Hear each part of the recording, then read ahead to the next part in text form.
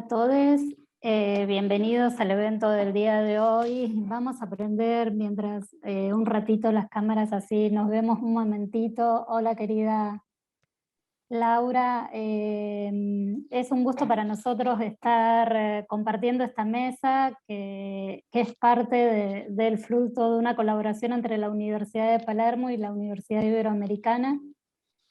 Y que después hemos abierto la convocatoria a distintas universidades, tanto en Argentina como en México, y gracias a que todos participaron podemos hoy encontrarnos aquí. Así que no quiero demorar más tiempo porque hemos ido un poco lentos en este comienzo. Quisiera darle un momentito la palabra a Laura, que haga la presentación. Ustedes les invito a irse cada uno presentando a medida que van exponiendo. El cuaderno reunió más personas, más autoras y autores.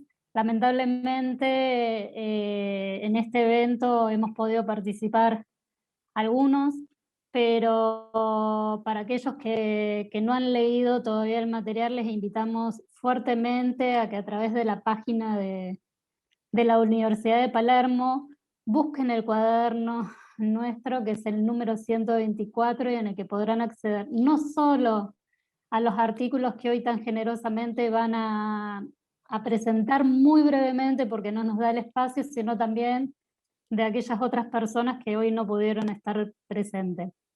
Así que gracias a los expositores en el día de hoy por acompañarnos, y gracias al público y a las personas de la universidad que también hacen posible este evento. Los dejo con Laura. Hola, muy buenas tardes allá, bueno, también acá en Ciudad de México. Bueno, este número, como comentaba Ivana, que hola Ivana, qué gusto volverte a ver, solamente por mensajes, ahora ya nos vemos todos y nos da un placer poner rostro a las autoras y a los autores. Este número está conformado por 14 ensayos de autores y autoras de 3 países hispanoamericanos, Argentina, España y México. Y a mí me gustaría solamente unas palabras sobre la génesis, sobre el momento de origen de este cuaderno. Un día soñó Ivana que podíamos hacer un trabajo así. Me llamó, me convenció, me dijo, anda, vamos a hacer un número de los cuadernos dedicado a la edición, políticas de la lectura y otras mediaciones de la LIG. Y pues como muchas personas saben, la literatura infantil y juvenil es un fenómeno cultural, artístico, complejo, y que va de la mano con el fenómeno de la lectura y todo el hecho literario.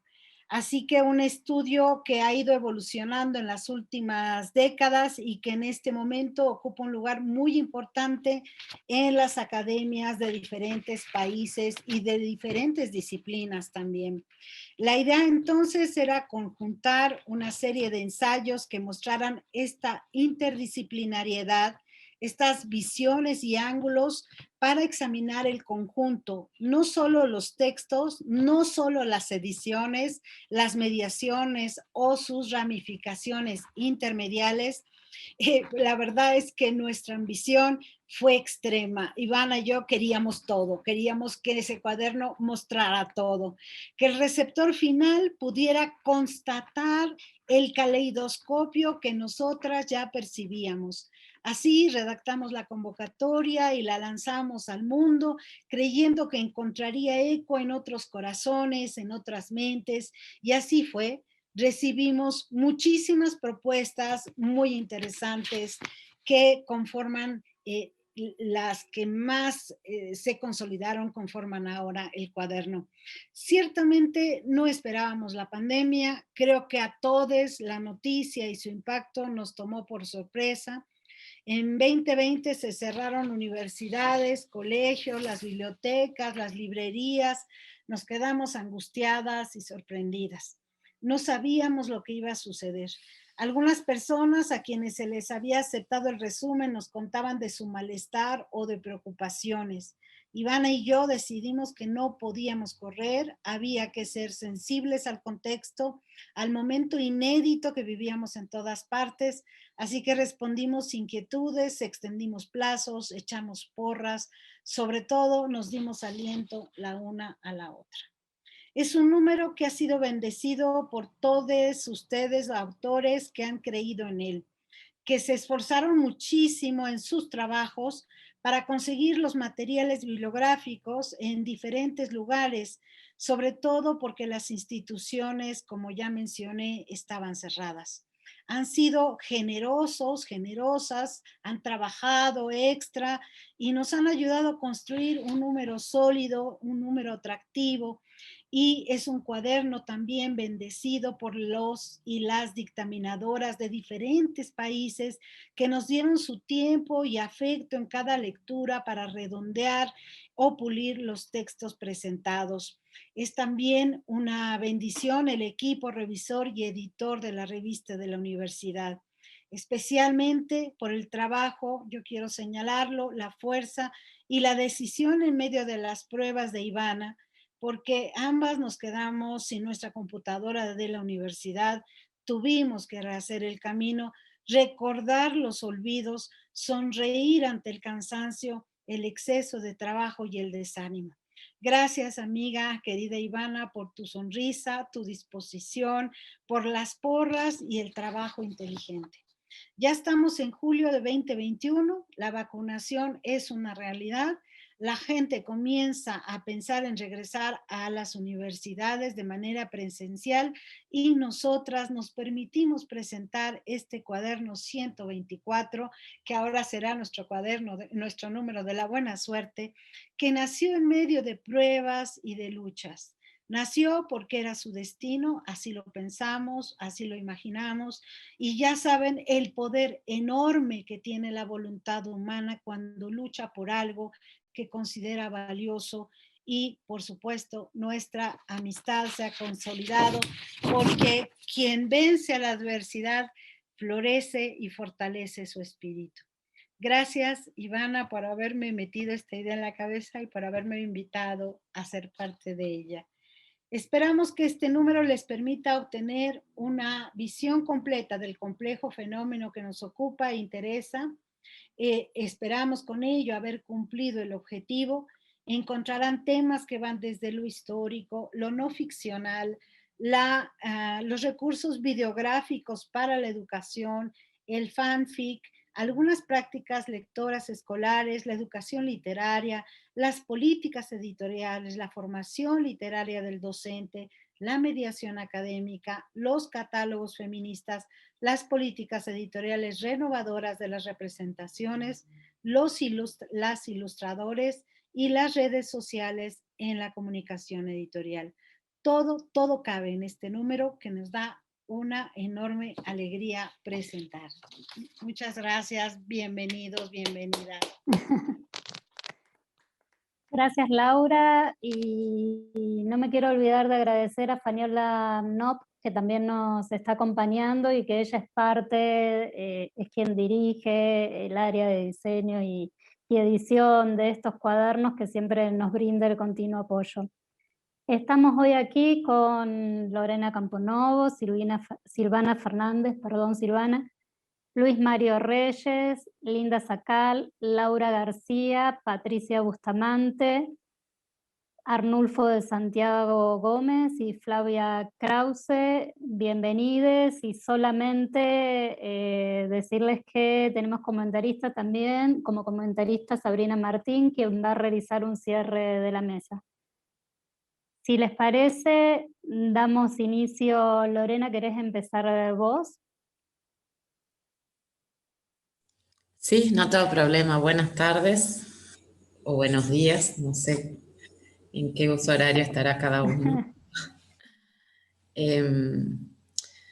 Bueno, la verdad es que es interesante ver rostros a esas letras escritas y que hemos visto solo a través de pantalla y no a través del objeto material impreso al que a veces estamos acostumbrados. el trabajo que yo presenté para este número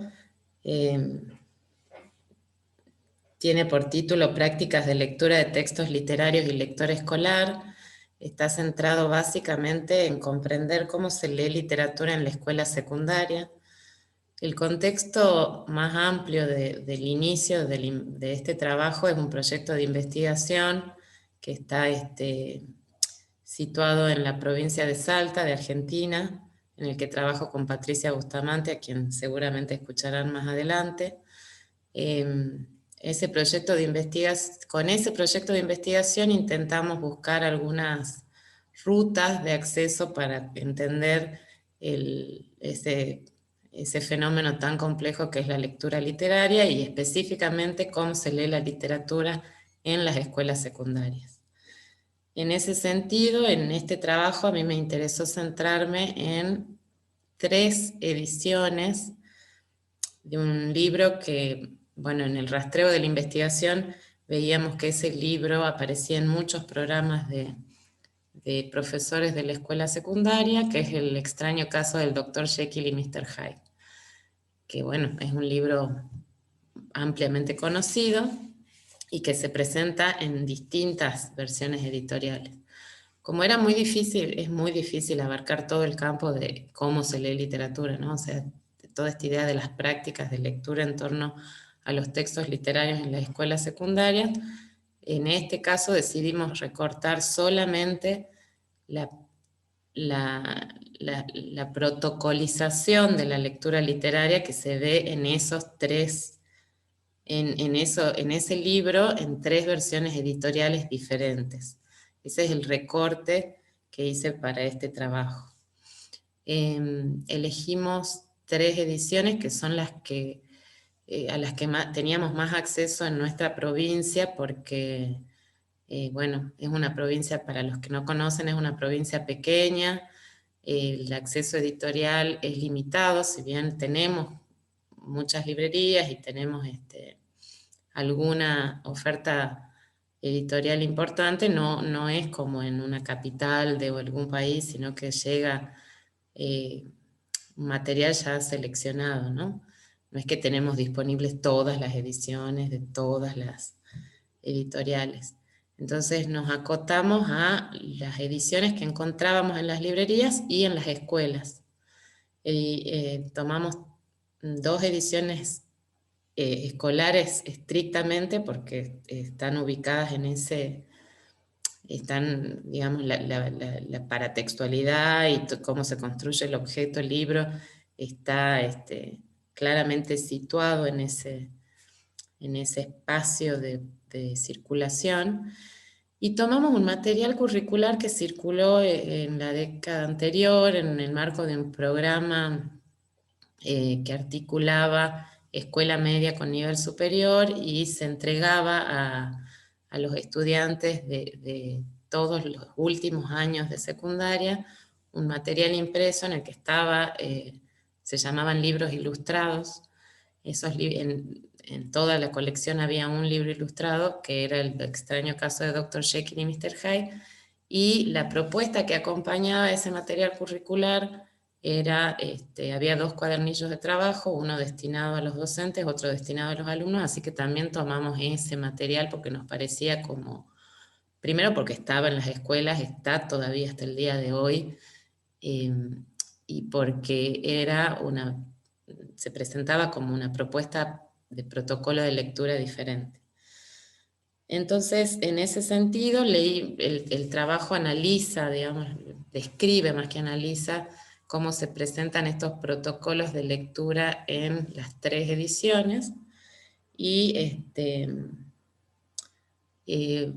básicamente lo que leemos como línea recurrente es que en las ediciones de literatura para jóvenes destinadas a la escuela secundaria, hay como una suerte de protocolo de lectura que se repite, ¿no? La idea de introducir al lector con una presentación o con una especie de estudio crítico sobre el texto literario, o sea, se le da una entrada previa antes de leer el texto literario.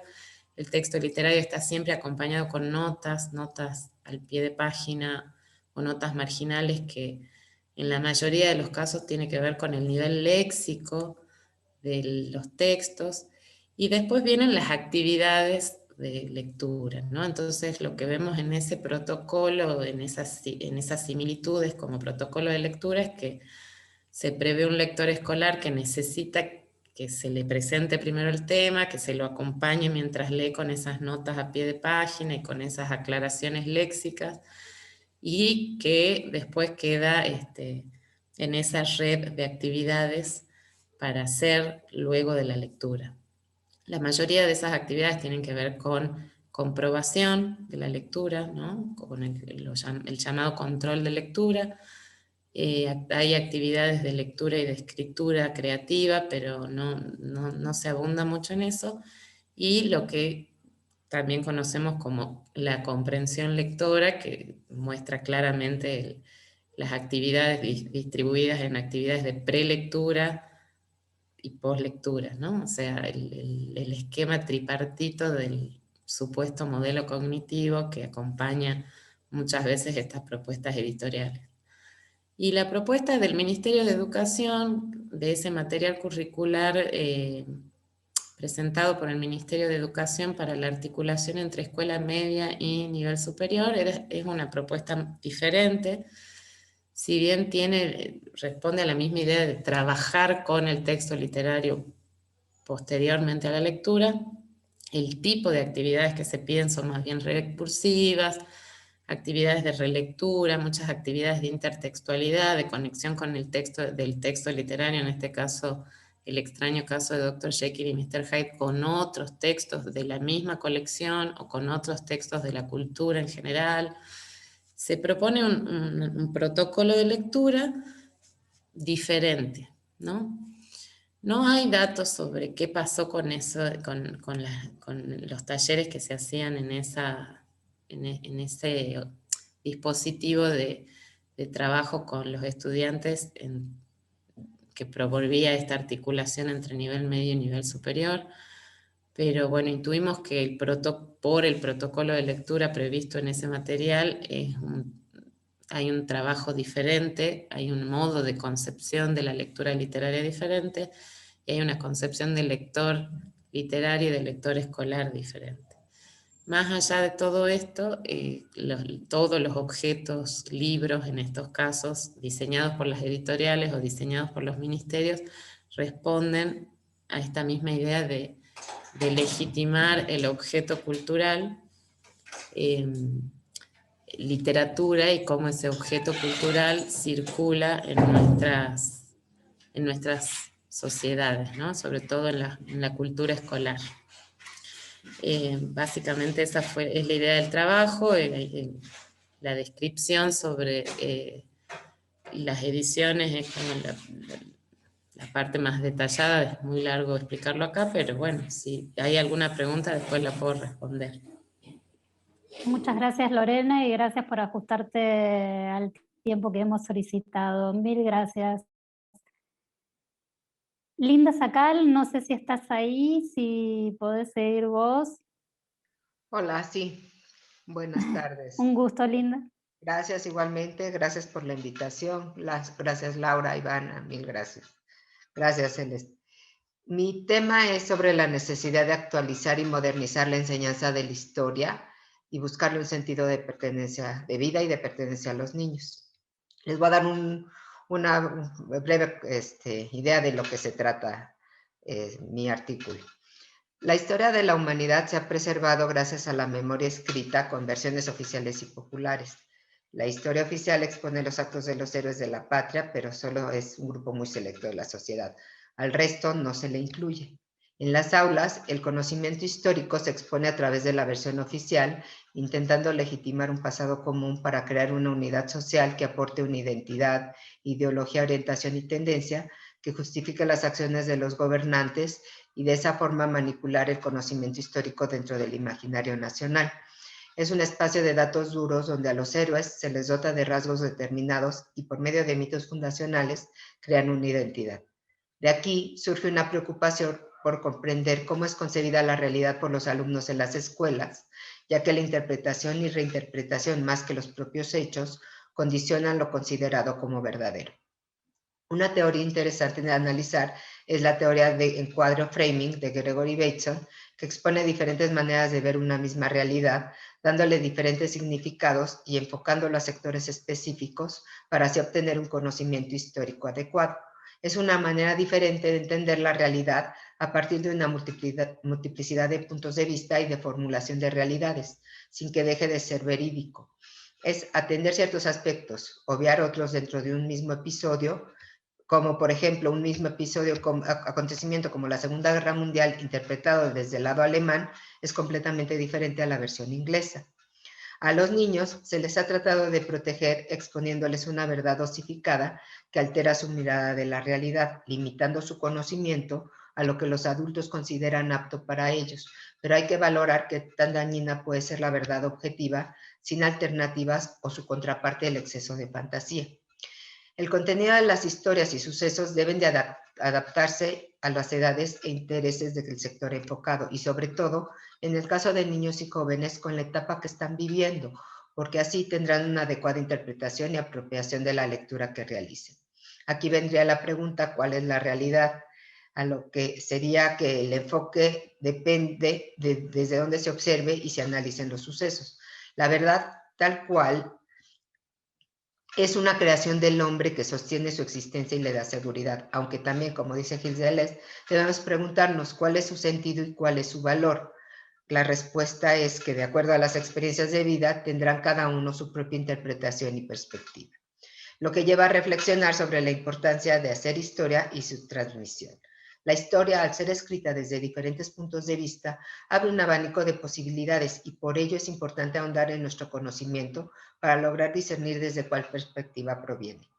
En contraste con la oficial está la historia popular, que plantea una visión diferente al mostrar el pasado desde la mirada de las minorías, los olvidados y los oprimidos. Esta historia está íntimamente relacionada con la microhistoria al evocar a los grupos regionales de nuestro pasado y conectar lo local a lo nacional. Son monografías que permiten comprender las relaciones sociales e interpretar sus momentos históricos. Se trata de historia basada en personas de carne y hueso y no en aspectos abstractos, lo que permite percibir mejor la realidad. Una historia completa está basada en la gran variedad de historias locales y regionales y explicada desde la perspectiva de todos los representantes de la sociedad. Conjuntando las historias de cada uno se logra un mayor entendimiento de nuestro pasado. Se debe de buscar una historia donde los integrantes de la sociedad sean los protagonistas de ella e integre aquellas disciplinas que puedan enriquecer su conocimiento. Es una nueva manera de repensarla y de eliminar la serie de datos duros que poco dicen y menos se recuerdan. La intención es verla como una historia viva que nos represente. La nueva generación está interesada por conocer más de su bagaje cultural, pero desde un punto de vista más amplio e incluyente, por lo que es importante acceder a ella desde nuestro presente, cubriendo su necesidad de conocimiento. El interés está enfocado en saber más de la gente común, en personas con las que nos podamos identificar, con defectos y virtudes, y así permitir que los niños adquieran capacidad para la representación histórica. Ver la realidad desde otra perspectiva, ya no solo de la de los vencedores, sino también la de aquellos que forman una parte importante de la sociedad y no se les había prestado atención. Es momento de desmantelar las veladuras que cubren la diversidad social y mostrarlo con orgullo. La enseñanza de la historia se debe orientar hacia el aprendizaje de conceptos y de la formación de pensamiento. Su intención es dar al alumno las herramientas de análisis, comprensión e interpretación sobre el conocimiento histórico para poder reflexionar, juzgar, representar y contextualizar su pasado, diferenciándolo del presente y lograr elaborar una conciencia histórica y un pensamiento crítico creativo que identifique a los alumnos con su propia historia y su entorno. Hay muchas maneras de narrar una misma historia y de narrar la propia historia. Lo importante es entender que se debe de buscar formas alternas de transmisiones más convenientes a las necesidades de los niños de la actualidad.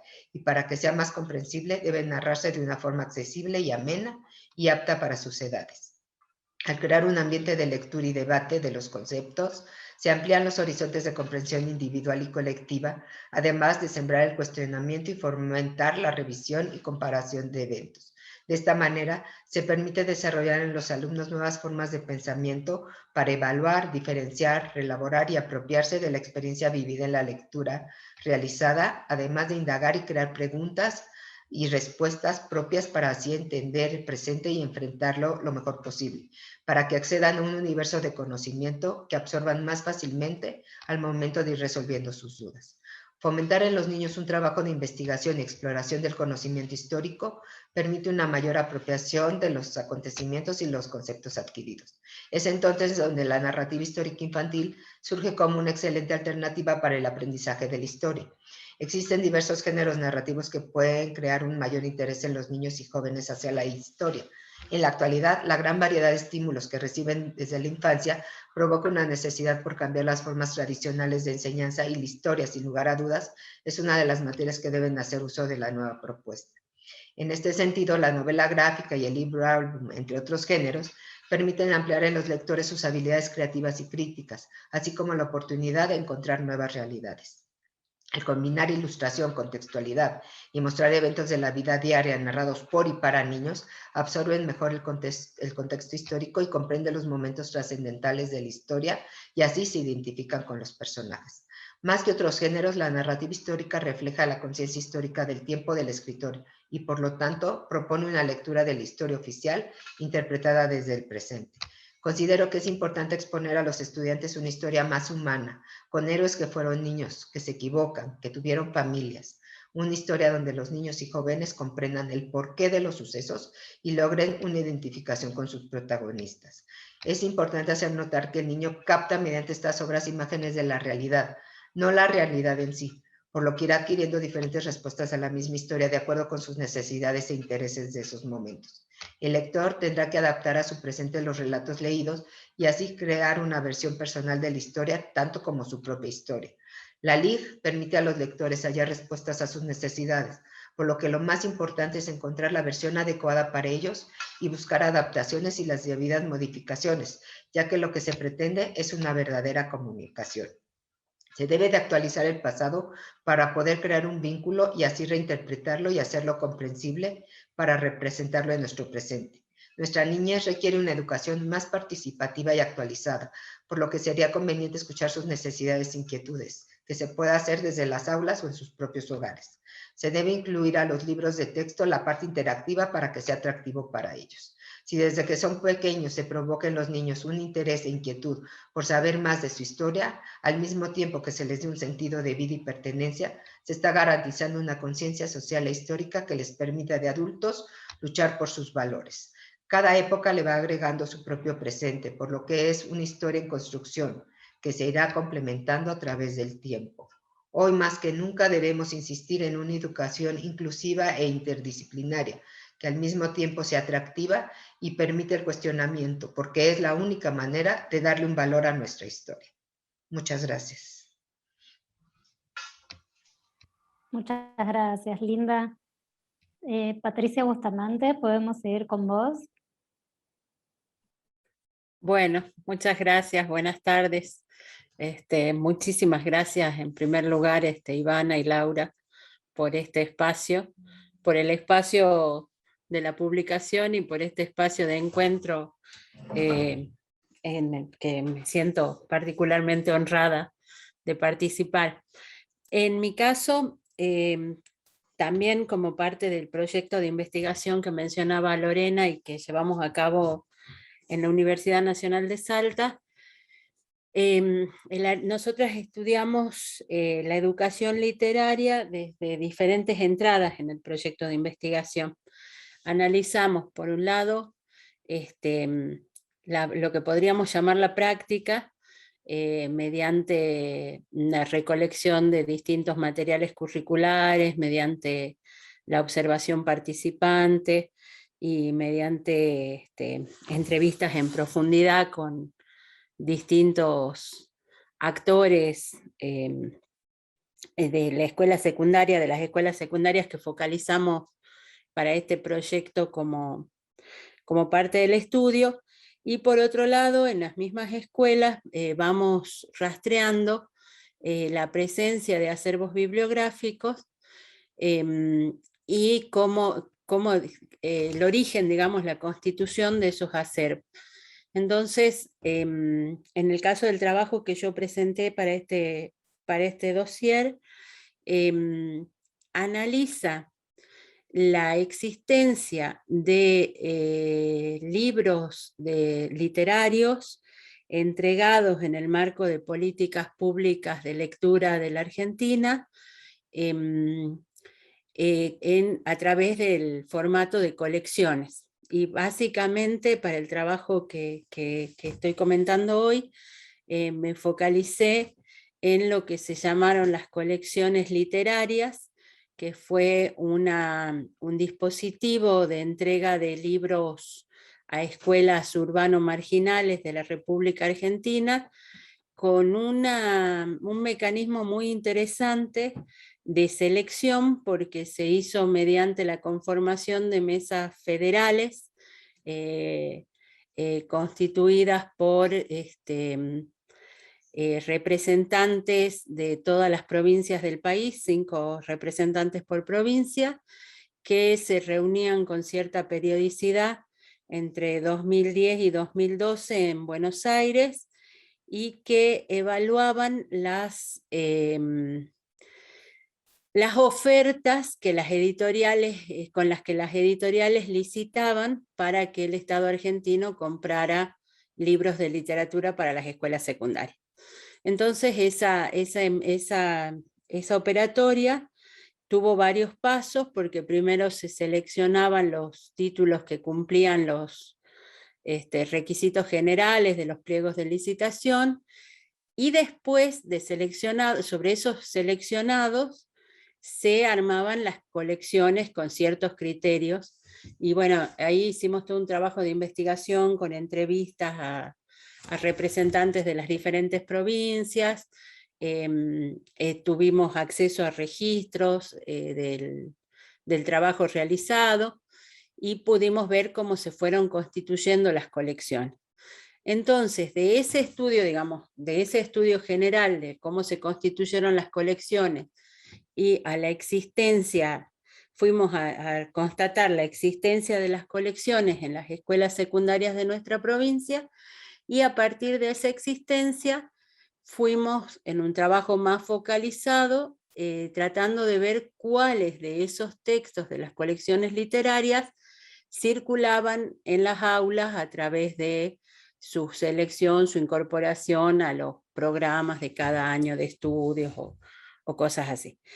Y en función de eso también elegimos diferentes líneas de entrada, lo que yo en mi artículo denomino entradas a la colección, y esas entradas a la colección tienen que ver también con ciertos estudios que nosotras venimos haciendo desde proyectos de investigación anteriores en torno del campo de la literatura infantil y juvenil. Nos vamos preguntando cómo cada una de estas entradas, digamos, dialogan de algún modo con la tradición literaria, con la tradición de lo que podríamos llamar el sistema literario, y cómo en muchos casos traccionan o interpelan al sistema e interpelan al canon literario escolar a partir de ciertas rupturas, ¿no? Es en ese marco entonces que yo decidí para este artículo 3 entradas. Una entrada que tiene que ver con reconocer la fantástica, la presencia del género fantástico en la colección literaria para secundaria, y en general, digamos, donde podemos constatar textos muy canónicos y otros que realmente representan o representaron en su momento una ruptura con ciertas tradiciones de la fantástica, como por ejemplo la saga de los confines de Liliana Bodoc, que en la línea de lo que se puede considerar épica fantástica, presenta todo un trabajo disruptivo, porque traslada el cronotopo al escenario americano, ¿no? La épica fantástica en general se caracteriza por esta ambientación, si lo queremos llamar así, esta representación de tiempos tiempos inmemoriales y lugares exóticos, y en el caso de la saga de Bodok traslada este escenario y este tiempo al cronotopo americano, y eso nos parecía interesante como primer objeto de estudio. La otra entrada que planteo en el artículo tiene que ver con otro, y también a nuestro juicio interesante, fenómeno dentro de la literatura infantil y básicamente juvenil, que es mi objeto de estudio en particular, que es la metaficción historiográfica. Dentro de la literatura juvenil, frente a una tradición de novela histórica más vinculada con una representación ficcional casi podríamos llamar de bronce, ¿no? de la historia oficial, la metaficción historiográfica presenta una ruptura porque recupera un poco lo que decían en el trabajo anterior también, esta microhistoria, ¿no? La historia de las voces silenciadas y de la diversidad de sujetos sociales en este marco. Entonces analizamos también en la colección qué textos literarios propios del recorte de literatura juvenil estarían dialogando con esta tradición de la metaficción historiográfica. Y la tercera entrada, que creemos que también puede traccionar fuertemente el canon literario escolar, es toda la sección dedicada a historietas y novelas gráficas, que es muy rica en la colección literaria distribuida en la Argentina, y donde además se produjo uno de los movimientos de resistencia ideológica más interesantes, a nuestro juicio, en el momento de entrega de las colecciones, vinculadas obviamente con cuestiones ideológicas de los contenidos, básicamente, o de lo que se consideraron contenidos apropiados o inapropiados para la educación secundaria, pero también obviamente en el marco de procesos eleccionarios que el país vivía en el momento en que se entregaban las colecciones. Entonces ahí también analizamos textos y autores, sobre todo los textos y autores que después de comprados y distribuidos por el Estado Nacional ofrecieron mayores movimientos de resistencia a partir de foros docentes y de un fuerte movimiento mediático por los medios hegemónicos, opositores al gobierno de ese momento, y provocaron que un retroceso en esa entrega de colecciones, porque se retiraron ciertos títulos de la colección de historietas, de los títulos correspondientes a historietas y a novelas gráficas, y después de muchas luchas, según narran los actores también del momento, se logró armar una colección separada, digamos, que en algunos casos algunas provincias distribuyeron, y en el caso de la provincia de Salta quedaron en los galpones, en los depósitos del Ministerio de Educación durante casi 7 años. Entonces, bueno, en función, digamos, de ese marco, yo voy analizando en el artículo estas 3 entradas y los distintos títulos y autores que están presentes en la colección y que, a juicio de la lectura que vamos haciendo, pueden tener una potencialidad para traccionar el canon literario escolar establecido hasta el momento en las prácticas curriculares que fuimos relevando. Así que y creo que estoy justo en el tiempo. Sí, ya te estaba escribiendo en el chat. Mil gracias, Patricia, por tu invitación también a leer tu artículo. Muchas gracias. Gracias a ustedes. Sí. Seguimos, si les parece, con Arnulfo de Santiago Gómez. ¿Estás por ahí? Sí. Buen día. Muy buenos días.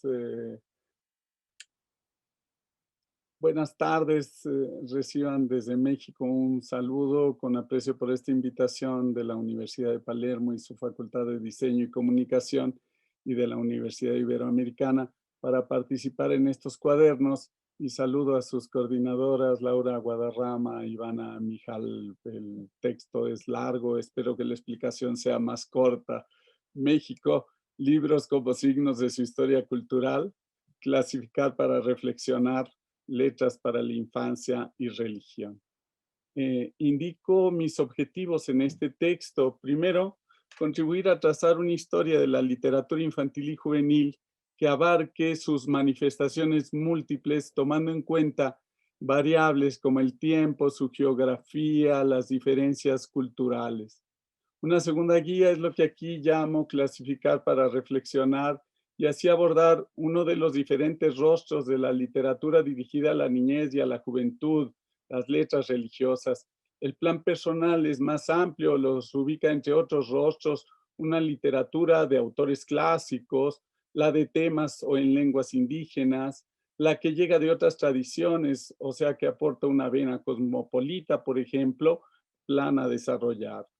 Lo anterior sirve para cumplir un tercer objetivo, que es el de intentar ver de manera diferente nuestros temas de estudio y de interés, enfocarlos desde una perspectiva amplia de la historia cultural, de la historia del libro, de la definición de literatura para estos públicos infantiles y juveniles.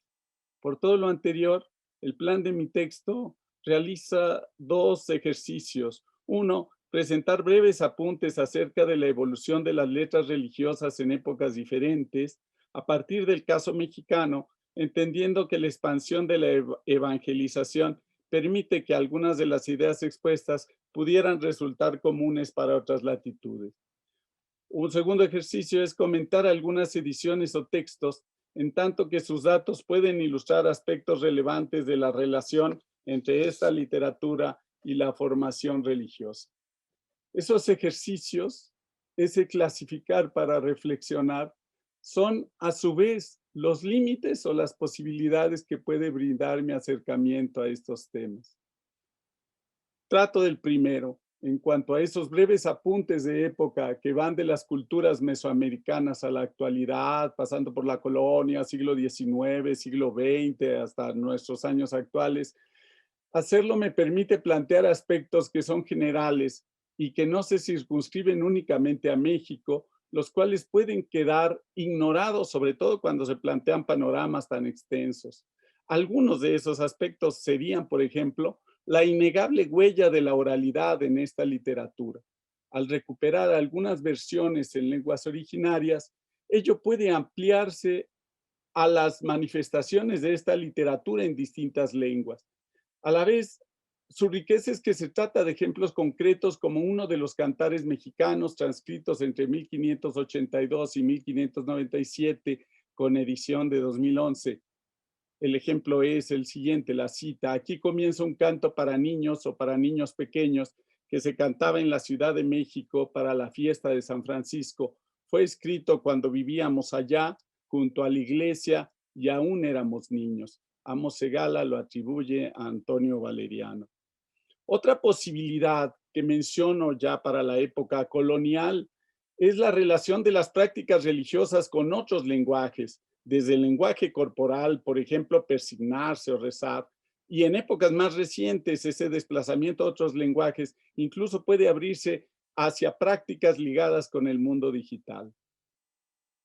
Otra referencia, las referencias mesoamericanas hacen evidente que las relaciones entre esta creación literaria para la niñez y la juventud no queda supeditada únicamente a su relación con la religión cristiana, aunque es evidente que ésta ha tenido una preeminencia a lo largo de la historia, sin que ello cancele nuestra obligación como investigadores para documentar todas sus variedades.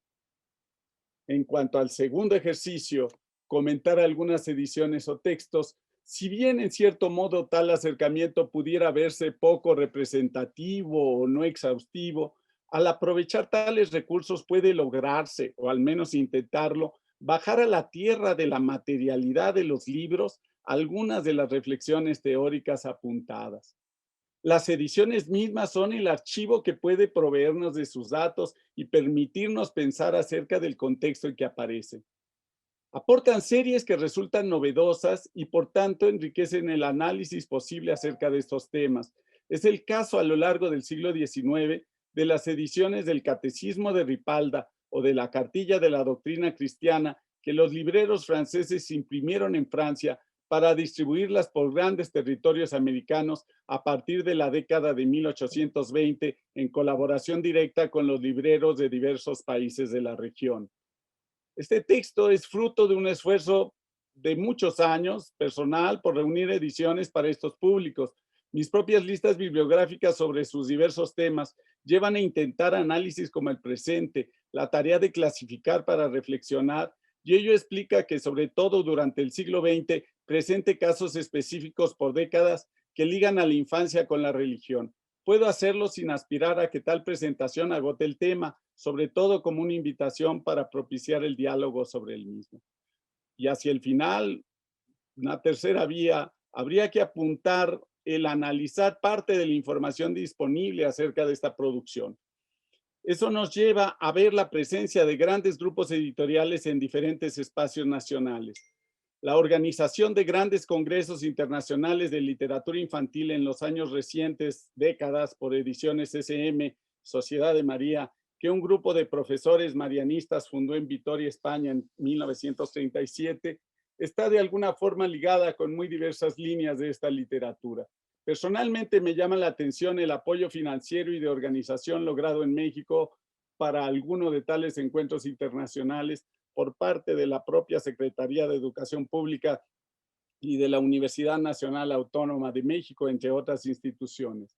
De su página de internet uno puede sacar una definición clara y también datos muy interesantes de cómo este grupo ha extendido su acción por todo América Latina, por lo menos. En Argentina desde 2002, en Brasil desde este mismo año, Chile en 1987, Colombia de 2006, España desde 37, como ya mencioné, México desde 95, Perú desde 2007, Puerto Rico y República Dominicana desde 2005.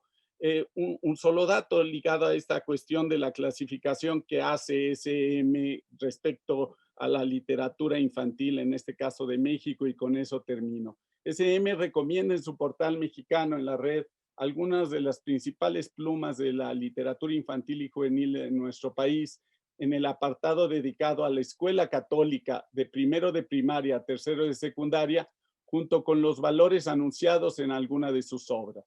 Es el caso de Antonio Malpica, Amor a la Familia; David Martín del Campo, Honestidad, Justicia, Responsabilidad; Ignacio Padilla, Autodeterminación, Identidad, Autoestima; Judy Goldman, Naturaleza y Sociedad; Juan Villoro, Autodeterminación, Ingenio.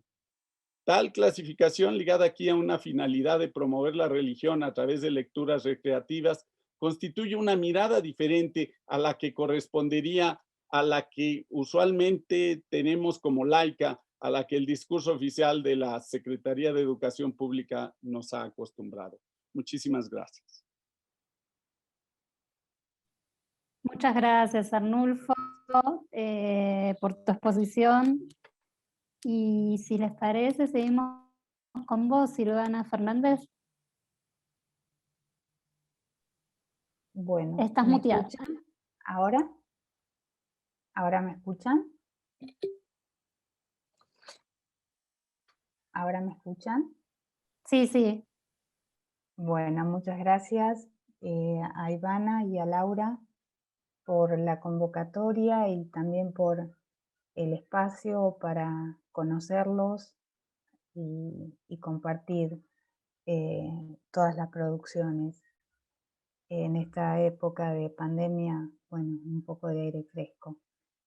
En mi caso, el artículo habla sobre las políticas editoriales y centré el análisis en una casa editorial canadiense que surge hace 40 años atrás, en el marco de lo que son las políticas de construcción y definición de una identidad canadiense, en un momento, en una coyuntura política en la que ante los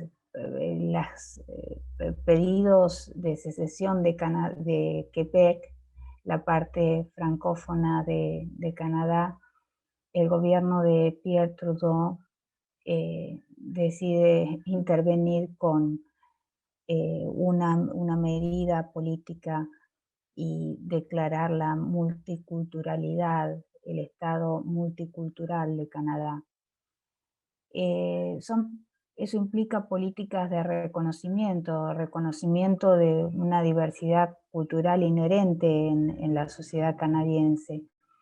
Un amplio espectro, pueblos originarios, inuit, métis, colonos franceses, colonos ingleses y innumerables corrientes migratorias.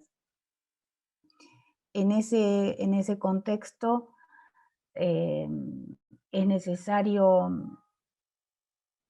representar y construir esa lectura de la niñez y de la adolescencia. Y es en ese contexto, en esa coyuntura, que surge una casa editorial pequeña que se llama Groundwood Books.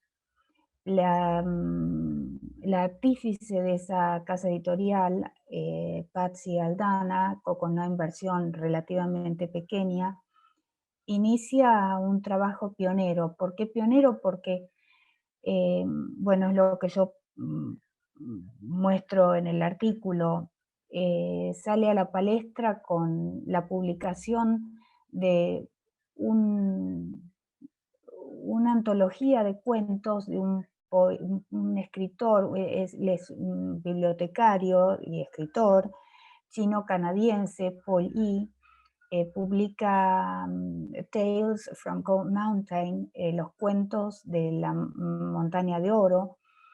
En esa publicación, Paul Yee, una publicación bella porque es una publicación con un diseño y un despliegue de colores y de sofisticación en la ilustración, crea y recrea los pesares y los de sufrimientos de los chinos que llegaron a Canadá a construir el ferrocarril. Y lo elabora a partir del mito. Es una obra que puede ser leída tanto por niños como por adultos. Patsy Aldana en Groundwood Books publica esta obra en la década del 90. Es decir, sale al mercado editorial a cubrir un nicho, porque había literatura en inglés, había también libros religiosos que se publicaban, catecismos, algunas novelas muy conocidas como Ana, la de los tejados verdes, pero no era literatura que reflejara, que corporizara esa diversidad cultural de Canadá. Siempre hablamos de multiculturalismo, entendiéndolo, ¿no es cierto?, como la negociación de esas diferencias en países liberales, muy distinto a lo que sucede en nuestros países donde predomina una noción de interculturalidad. Entonces, Patsy Aldana, con esta casa editorial, comienza a publicar una serie de volúmenes. Uno de esos, como ya dije, fue el de Paul Yee. Otro, en la década del 90 también, el Coyote Columbus Story, la historia narrada por Coyote, la narración de los viajes del descubrimiento a través de la visión del coyote embaucador, este volumen escrito por un escritor cherokee griego, de ascendencia pueblo originario cherokee, y también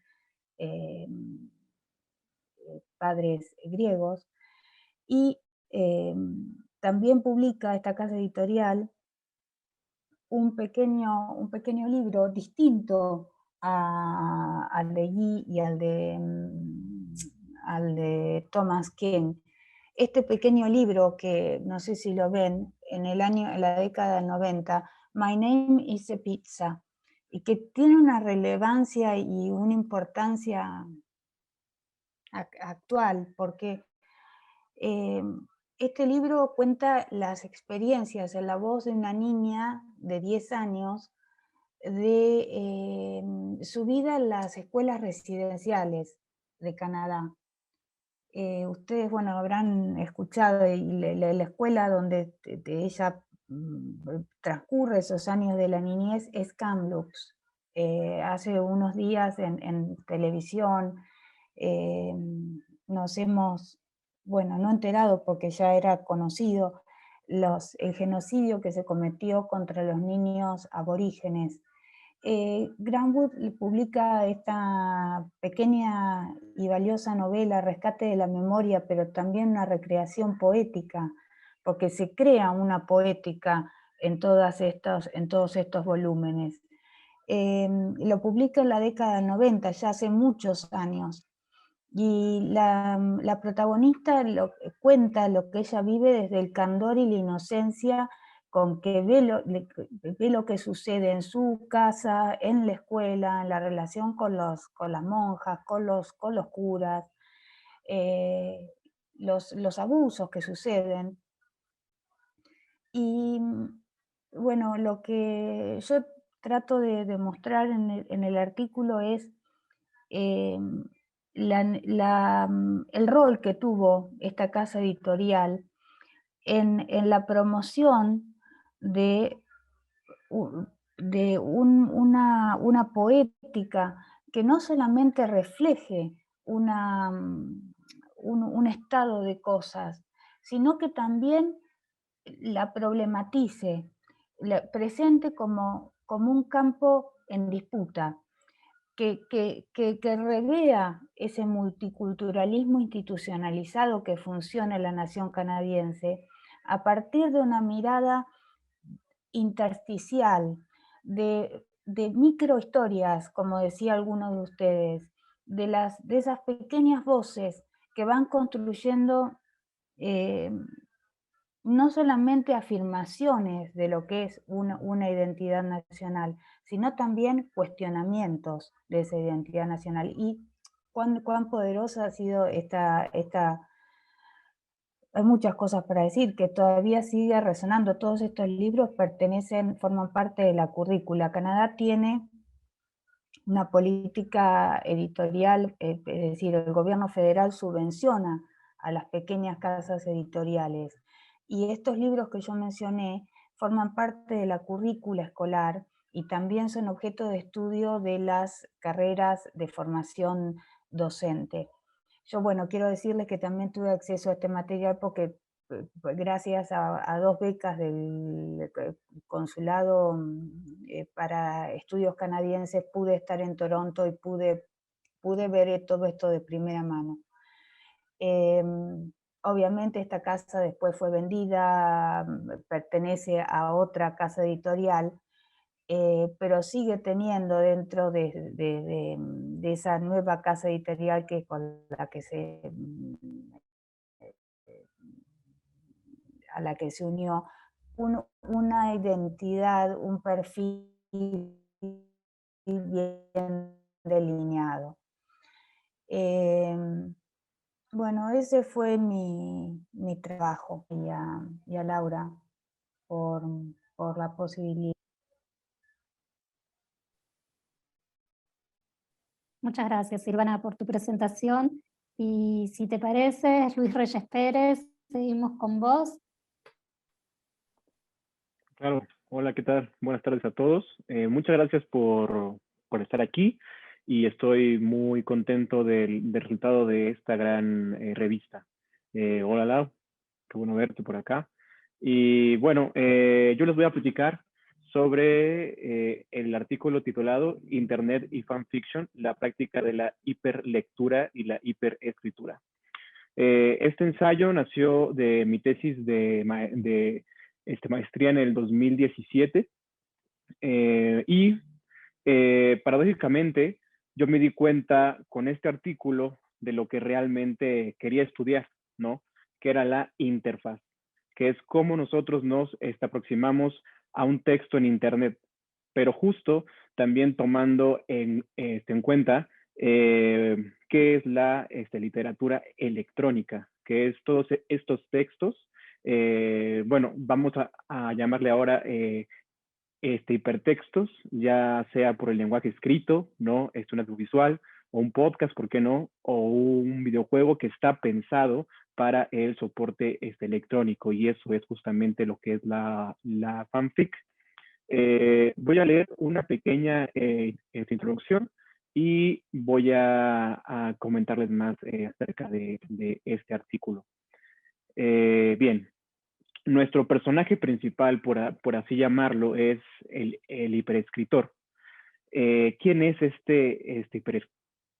el hiperescritor? Es esta persona que no solo usa el lenguaje escrito para expander una historia, sino que también puede usar un video, una imagen, siempre y cuando ésta nazca de la lectura. La fanfic es un fenómeno que nace sí de los fans, pero solamente puede nacer desde esta persona lectora, de alguien que realmente ama esa historia y va a continuarla. El prescriptor, a través de la fanfiction, utiliza como soporte para la creación literaria. La multinarrativa y la hipernarrativa son elementos clave para el desarrollo de este fenómeno, que no nace única y primordialmente en el proceso de lectura, para ser más preciso, en los hiperlectores. Este artículo se centra en el estudio de los procesos de lectura y escritura adquiridos por los hiperescritores al practicar la fanfiction. Ellos son quienes crearán una red infinita, caótica y simultánea de hipertextos en el ciberespacio. Bien, como principales recursos de estudio se utilizó un fanfic, pero el principal fue un hipertexto que ya forma parte de una saga entera de George Norman, que es un lector de Harry Potter quien decidió seguir haciendo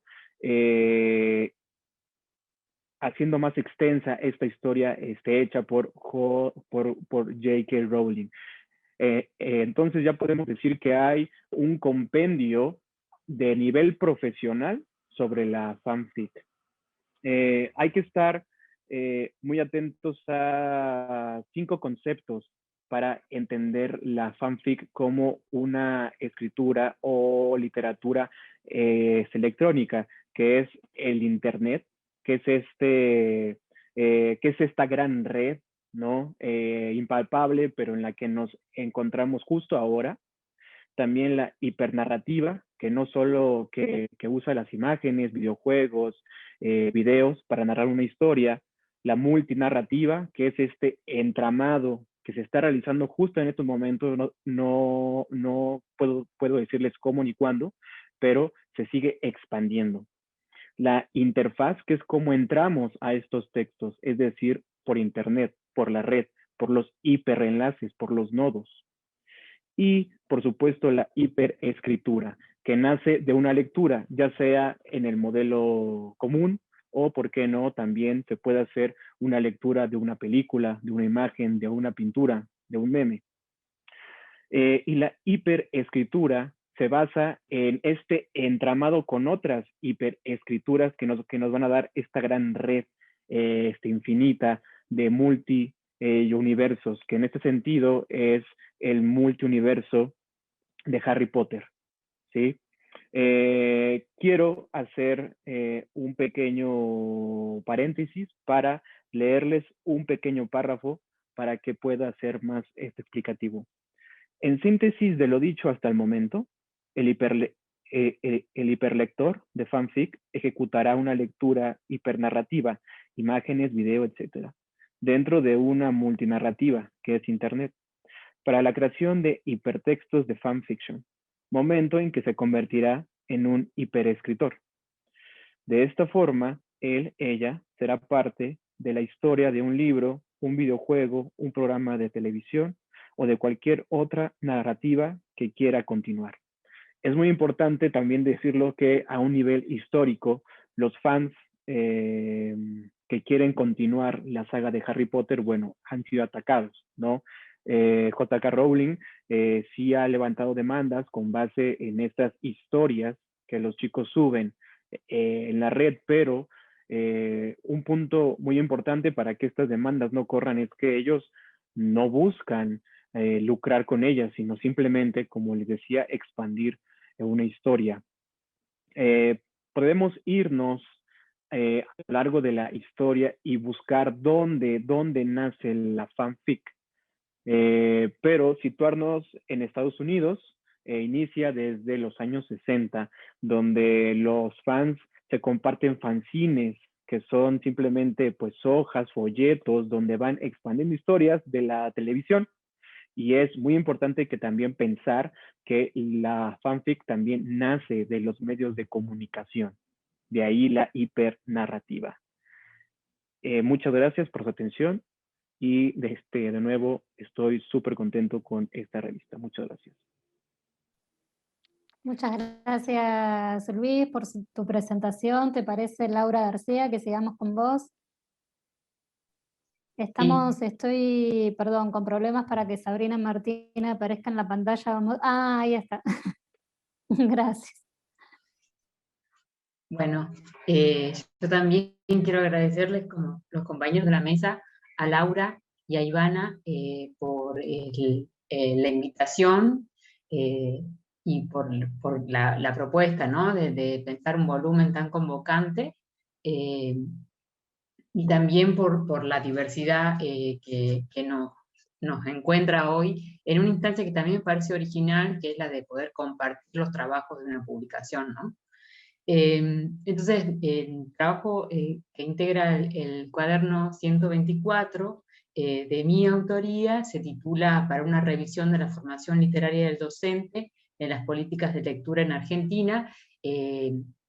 Yo escribo o estoy escribiéndoles desde Tucumán, o presentando este trabajo desde Tucumán, muy próxima incluso creo que hasta en la preocupación temática, ¿no? a las propuestas de las colegas de Salta, tanto de Patricia como de Lorena. Entonces, contarles e invitarlos a profundizar un poco en la lectura de este artículo, que principalmente tiene tres ejes, o parte de la preocupación o la problemática por la formación literaria del docente y las políticas públicas de lectura diseñadas entre 2005 y 2015, y este material, ¿no? que se acercó a bibliotecas y a escuelas, material de lectura, que es el que también motiva la pregunta por qué lugar se le dio a los docentes como actores en esas gestiones de políticas culturales, o qué acciones son necesarias para posicionar al docente como lector, atento a explorar y conocer el material que está al alcance de sus manos, ¿no? Un poco el planteo surge de esta necesidad de pasado el tiempo, saber qué es lo que pasa, o sea, cuál es la interacción que los docentes también tienen efectivamente con el material de lectura, ¿no? Mis investigaciones anteriores tienen que ver con la literatura argentina para niños y niñas, entonces también desde ese lugar está pensado o enfocado el planteo de este trabajo, ¿no? Podría reconocer como tres ejes que organizan la propuesta. Una primera parte, ¿no? del trabajo, que después de un recorrido histórico por fuentes y por hechos culturales concretos, que dieron lugar a distintas instancias de las políticas de lectura y la relación con el Estado, nos permite advertir que fue con distintas continuidades y en distintos momentos con alternancias de presencias en la figura, en relación con la figura del docente, ¿no? Para pensarlo finalmente como un como un mediador autónomo, que parte de también ese posicionamiento parte de poder aproximarle la experiencia de lectura, tener una concepción más amplia de la literatura, la sistematicidad de algunas líneas de acción que se desarrollaron en ese periodo. Ese primer recorrido lo que muestra es las fluctuaciones, ¿no? Cuáles fueron las variantes que intervinieron en esa relación entre las políticas de lectura y la relación del Estado para pensar la figura del docente. Un segundo eje del artículo es el desplazamiento del campo de la literatura infantil y juvenil en Argentina, un desplazamiento que es posible reconocer a partir de los años 60 y 70 con las propuestas iniciadas por Malena Walsh, pero continuadas por Laura de Betach, Elsa Bornemann y otros autores, ¿no? En donde se reconoce también un desplazamiento en la figura del lector, ¿no? Hablamos de desplazamiento en este sentido que hay un pasaje, ¿no? De esa idea de una literatura de paradigma moralizante a la arbitrariedad literaria, y también a una concepción del niño como sujeto, como un lector o como un niño pasivo, a un sujeto lector más activo, capaz de imaginar y de crear a partir de la literatura. También en este desplazamiento entre los años 60 y 70 es posible reconocer o explicitar el derecho a la imaginación como uno de los derechos culturales, ¿no? Y esa pregunta que se amplía, ¿no? A partir de las poéticas de los autores de estos años y de las décadas del 80 y 90, ya en Democracia para nuestra historia, la pregunta ahí, que al principio tenía que ver con qué leer o qué escribir para niños y niñas, a preguntarse también, ¿no? Y eso va a ser el trabajo de una formación estética particular en los fines de los 80 y durante los 90, preguntarse también cómo acercar el uso estético del lenguaje a los niños, ¿no? Y ahí podemos reconocer lo que la crítica denomina como esta formación estética de la banda de cronopios, ¿no? Y el compromiso que se distingue por el compromiso que esos autores promueven, sí llevan adelante. Este compromiso está relacionado con las prácticas de lectura, con las visitas a las escuelas, con la interacción con niños y docentes, que se prolonga durante la década del 90 o a mediados del 90 se agudiza también y se puede logra plasmar, ¿no? Como parte de una actividad, de la actividad intelectual de esta formación estética en la revista La Mancha. Entonces lo que este segundo eje viene a mostrar es ese desplazamiento del campo de la literatura infantil en cuanto a los posicionamientos con respecto a la lectura, a la promoción de la lectura y a la mirada respecto a los lectores, ¿no? Y el tercer eje del trabajo tiene que ver con una cuestión local que me parecía que entraba también en sintonía para pensar este tema, que es el planteo de los diseños curriculares del profesorado de educación primaria y educación inicial en la provincia de Tucumán, ¿no? Que son elaborados o fueron elaborados en 2009 y que apuntan a un enriquecimiento de la experiencia cultural del sujeto para poder ampliar la experiencia educativa de los alumnos.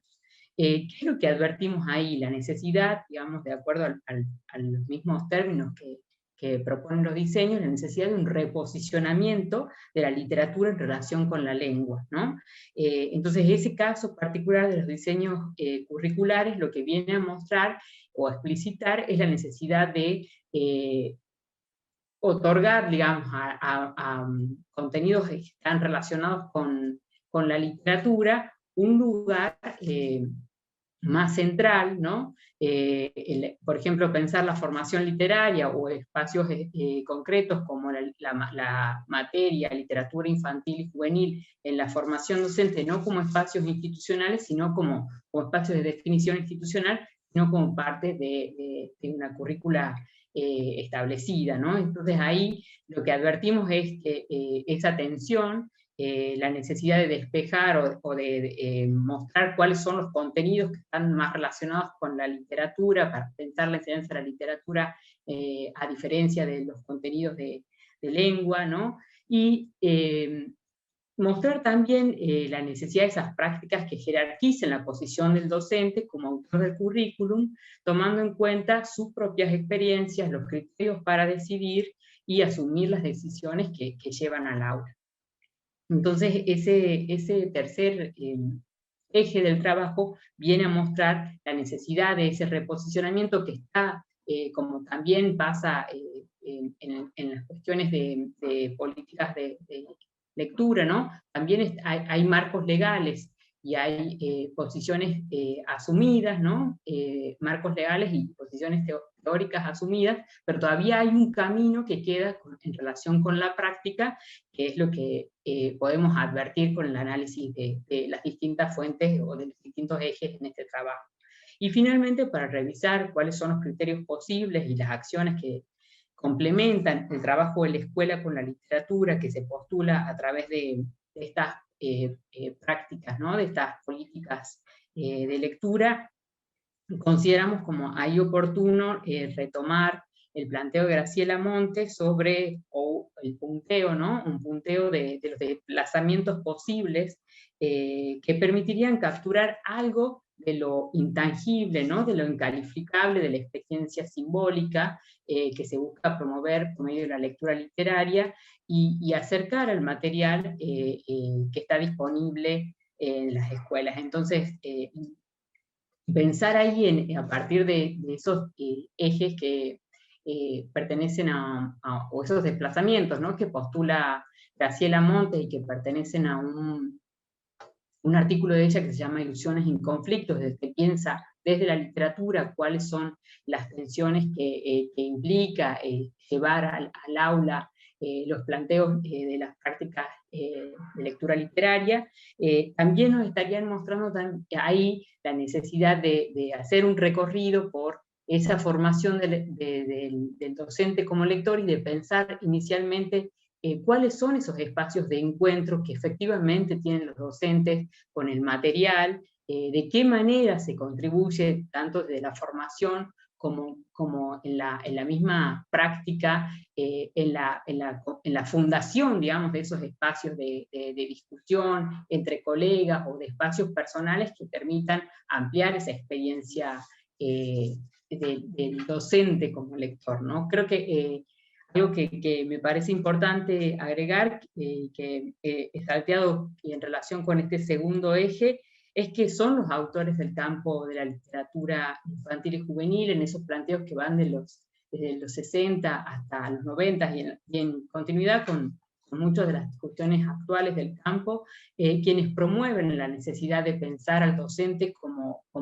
un mediador y advierten la necesidad de pensar en esas instancias de formación literaria del docente, ¿no? Entonces me parecía que la propuesta del artículo era cruzar un estado actual de la situación sobre el material disponible en las escuelas, el recorrido del campo que siempre estuvo mirando no solo a los niños, sino también a los docentes como los principales mediadores, y advertir en relación con una práctica más focalizada o local, lo que dicen los diseños y cuál es la distancia, digamos, de esos tres puntos para pensar en relación con las prácticas actuales en el aula, ¿no? Entonces, creo que sigue siendo, o a partir de las conclusiones del trabajo, sigue siendo una demanda permanente o pendiente, podríamos decir, esta mirada de la formación literaria del docente y de espacios concretos para pensar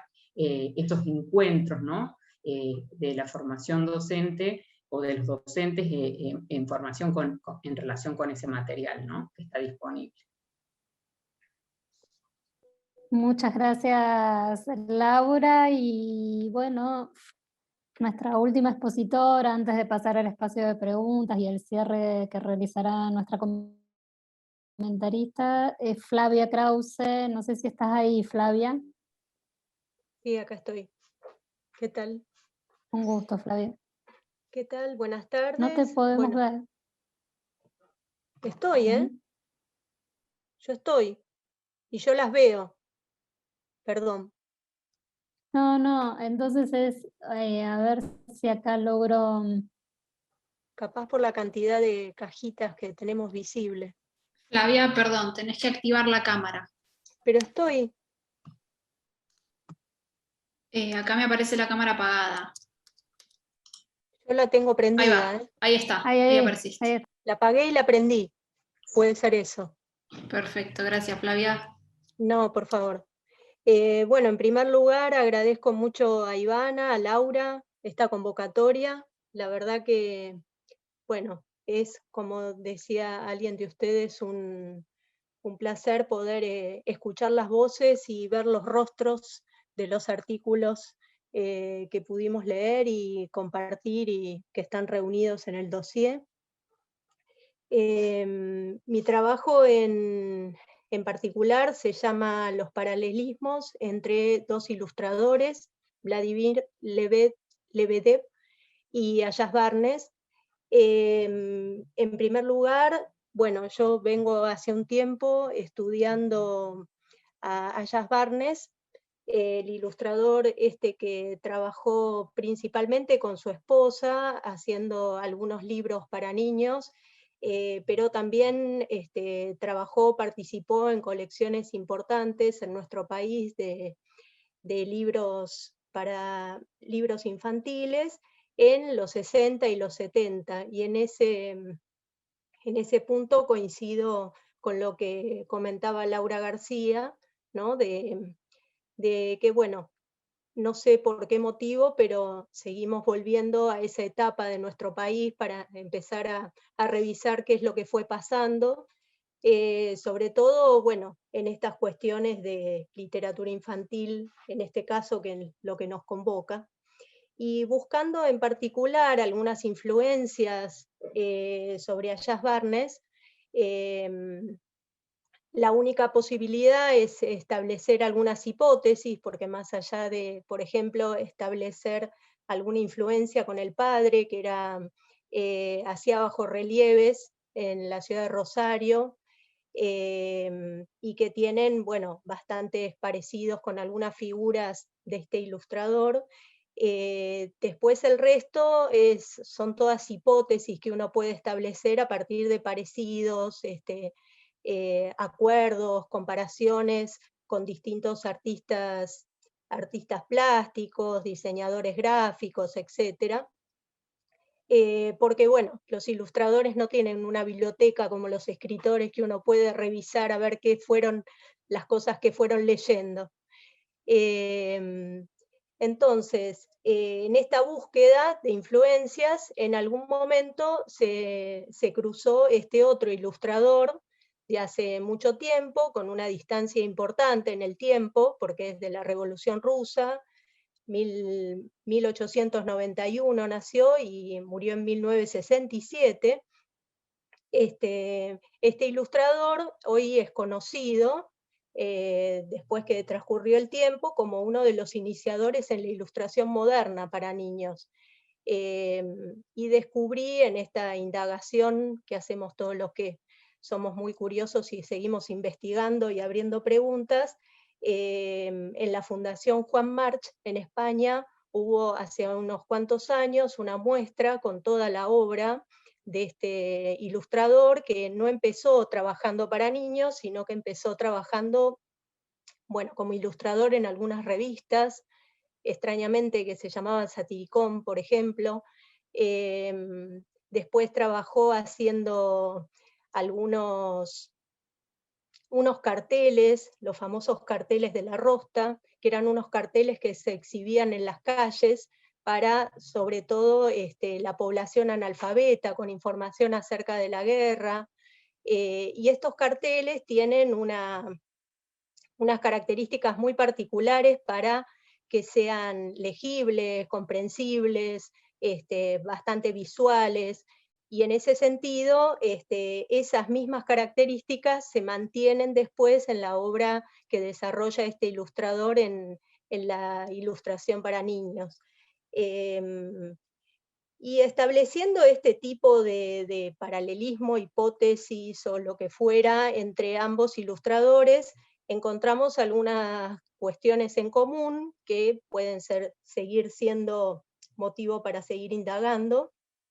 por ejemplo, los momentos políticos en que vivían los países distanciados en este caso.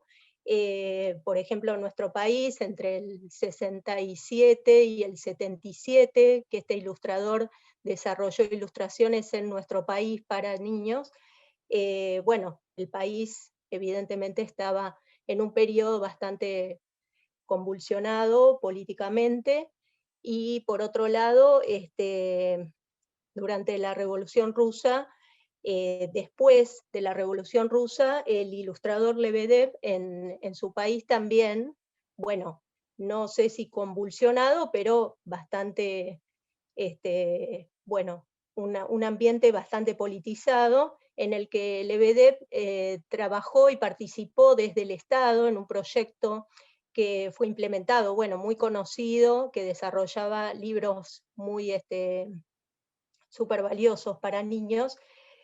Trabajó en un proyecto de ediciones del Estado llamado HITZ, G-I-Z, en la que tuvo contacto con Talín, Malevich, un montón de artistas muy conocidos, y fue convocado además por Maxim Gorky. Bien, en ese momento él desarrolla bastantes ilustraciones que acompañaban los textos de un escritor muy conocido, Marjak. Y bueno, más adelante tiene algunas complicaciones con las ilustraciones, etcétera, cuando cambia la política, y de alguna manera, no es para decir que fue exactamente lo mismo, pero lo mismo ocurrió con Ayas Barnes, cuando en el año 76 prohíben 2 de sus libros por decreto, que escribió con su esposa, Beatriz Dumerc, La Línea, muy conocido, y El pueblo que no quería ser gris, y en el año 77 se exilian y ya no vuelven al país. En ese sentido, bueno, Ayas Barnes y Beatriz Dumerc, luego de 2014, que fallece Beatriz Dumerc, él ya había fallecido en Barcelona en el 94, a partir de 2015 acá en nuestro país empieza es como un ida y vuelta, como dice el hijo, empiezan a aparecer y a reeditarse los libros que ellos habían producido, tanto en esa época como afuera, en el exterior. Bueno, en principio esa cuestión es la que comparten. Por otro lado, comparten algunas elecciones estéticas, sobre todo. Yo un poco inicié esta comparación en función de, bueno, de las características vanguardistas de la obra de ambos ilustradores. En Lebedev es claro bueno, su influencia o su adhesión al constructivismo ruso, al cubismo, el futurismo, ¿sí? Y en Ayas Barnes también el cubismo, los collages, varias influencias vanguardistas, pero así como en Lebedev podemos hablar de las vanguardias históricas, en Ayas Barnes, además de estas vanguardias, tenemos que reconocer también algunas influencias de las vanguardias más modernas, por ejemplo, de Estados Unidos. Por otro lado, además, así como Lebedev hacía estos carteles de la Rosta en la calle, Ayas Barnes trabajó en una imprenta en Uruguay. Él vivió entre el 50 y el 73, que empieza la dictadura militar en Uruguay, vivió allá y participó de un proyecto muy conocido hoy en día, que es la imprenta AS. Desarrollaban unos carteles, toda coincidencia puede ser interesante para seguir indagando. Unos carteles muy llamativos también, que tuvieron una influencia muy importante en lo que siguió en cuanto a diseño en Uruguay, y que, por supuesto, la obra de Ayas Barnes en esta imprenta tiene mucho que ver con los trabajos que después él fue desarrollando para la infancia. Por último, seguramente me estoy olvidando algunas cosas más, pero por suerte está todo para leer en el artículo. Bueno, y lo que desarrollo un poco en en el artículo es un mínimo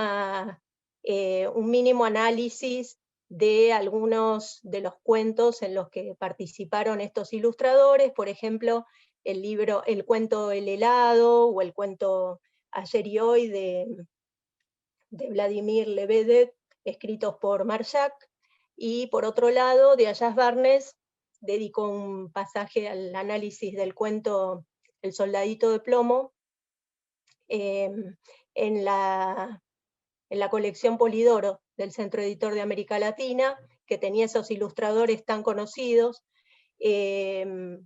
Ayaz Barnes, además de ilustrar los cuentos de Andersen, ilustró algunos cuentos de la Biblia en esa colección, y me interesó en particular esa colección, que fue con la que empecé, en realidad, estos análisis de este ilustrador, y en ese sentido encuentro también algunas coincidencias o algunas cuestiones para comparar con Lebedev y ese proyecto del Estado, que si bien el Centro Editor de América Latina no era un proyecto estatal, era un proyecto privado, pero Boris Spivakov tenía una idea bastante similar, ¿no? De difusión masiva de la literatura infantil, accesible para la infancia,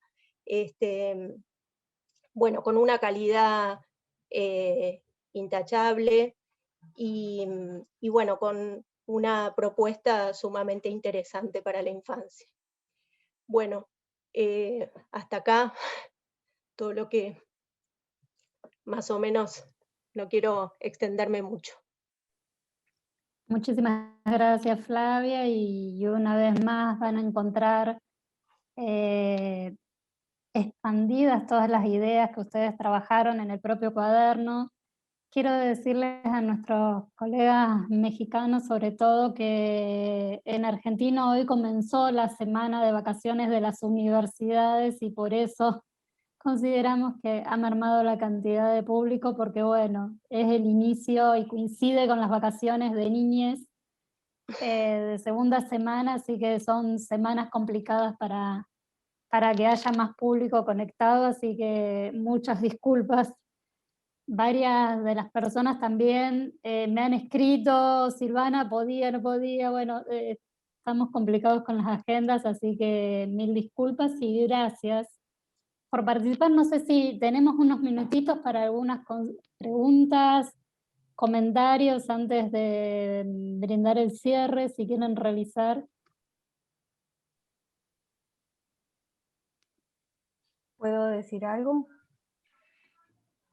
¿Me Sí, escuchás, Silvana? ¿Me escuchás? Tengo mala conexión. Sí, Silvana, ahí. Bueno, ahí te escuchamos. Reconfortante escuchar todas las presentaciones, y bueno, qué recuerdo en el caso de Flavia, las ilustraciones de Ajax Barnes. Recuerdo los libros, no los ilustraba todos él, pero los cuentos del Chiribitil, esos maravillosos cuentos que nos contaban antes de irnos a dormir, y esas ilustraciones maravillosas, creo, no todas ilustradas por él, ¿no? Pero poder rememorarlos, poder traerlos nuevamente a la memoria consciente ya como adulta, ¿no?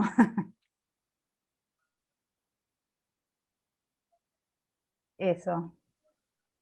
Sí, es interesante también porque es como un volver a la infancia, ¿no? Pero por otro lado, un poco yo partí desde acá, a partir de los ilustradores actuales, que siguen volviendo allá y plantean que, bueno, allá están, allá digo, los cuentos Polidoro, los Chiribitil, están como los antecedentes de la ilustración más moderna, de la ilustración de hoy en día. Y uno se sigue, bueno, en los Chiribitil ni hablar, porque, por ejemplo, Violeta, ahora no me sale el apellido, de Eudeva, se le ocurrió por esta nostalgia, ¿no? De los libros que ella tenía en la infancia, reeditarlos en Eudeva. Y lo mismo pasó con los cuentos Polidoro, reeditados por el Ministerio de Educación en 2015, gracias al impulso de Isol, ¿sí? Que dijo que esos libros que ella había leído en su infancia tenían que volver. Así que indudablemente ahí hay una fuerza que no tiene que ver solamente con que, bueno, eran nuestros libros de la infancia, sino con que indudablemente son muy potentes para pensar en el presente, ¿no? Gracias, Flavia. Antes de dejarle pasar a Arnulfo, simplemente mientras ustedes iban hablando antes, le decía a Laura por mensajito por WhatsApp, cómo todos los textos muestran la complejidad de hablar sobre el LIG, y cómo intercruzan desde distintas perspectivas la mirada histórica, la mirada de las políticas públicas, este raconto de cómo inciden o no las editoriales. Por eso nos costaba tanto poner un eje más chiquito en el recorte cuando convocamos. Así que mil gracias. Perdón, Arnulfo, que me metí. No, al contrario. Es más o menos sobre el mismo tema y que permite hablar de este ejercicio de divisiones temáticas y de lo que tiene consecuencias en la investigación y todo lo que deja afuera. Desde luego, la versión del ilustrador, digamos, una de las grandes ventajas de esta reunión es poder compartir otras visiones de la literatura infantil que no siempre son ajenas, no siempre se queda nada más en esta división, en este caso de Argentina y México, porque esta misma obra de Polidoro Barnés fue reeditada en México y aparte yo la pude encontrar en librería de viejo, o sea, y eso nos lleva a esas dos vías por las que puede enriquecerse la literatura infantil en un país determinado. Esta necesaria apertura al mundo que siempre va a ser muy rica, sobre todo cuando hablamos de lo que lleva a los nuevos lectores, a lectores de otra época y cómo los van a recibir. Esa es una pregunta abierta. ¿Cómo puede recibirse la calidad gráfica de un ilustrador de otros años y si la van a adoptar o no? Y eso es lo que plantea cada reedición. Pero otra vía muy ligada a esta es que todos los exilios también llevaron sus libros. Y entonces en las librerías de viejo mexicanas, librerías de oportunidad, librerías de segunda venta, como la queramos llamar, como se llama en cada país, están los libros de determinadas colecciones argentinas, brasileñas, chilenas, de Estados Unidos. Y otra vez, el problema es cómo poderlas incorporar en una visión más global de la literatura infantil, pero están ahí, esos libros nos plantean ese problema. Ahora, ¿cómo lo vamos a responder? ¿No? Gracias.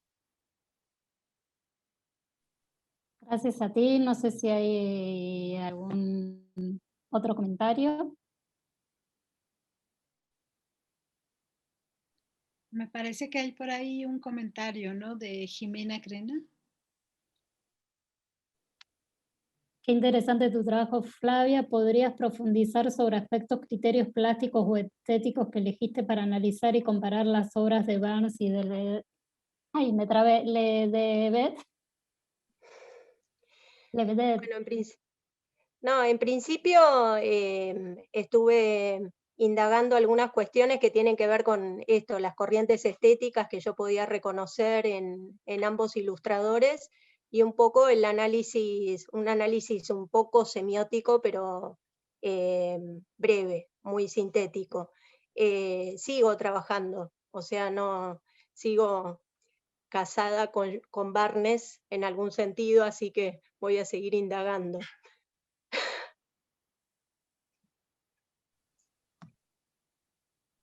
Si no hay más comentarios o consultas, sí cedemos la palabra a Sabrina para los comentarios de cierre de la mesa.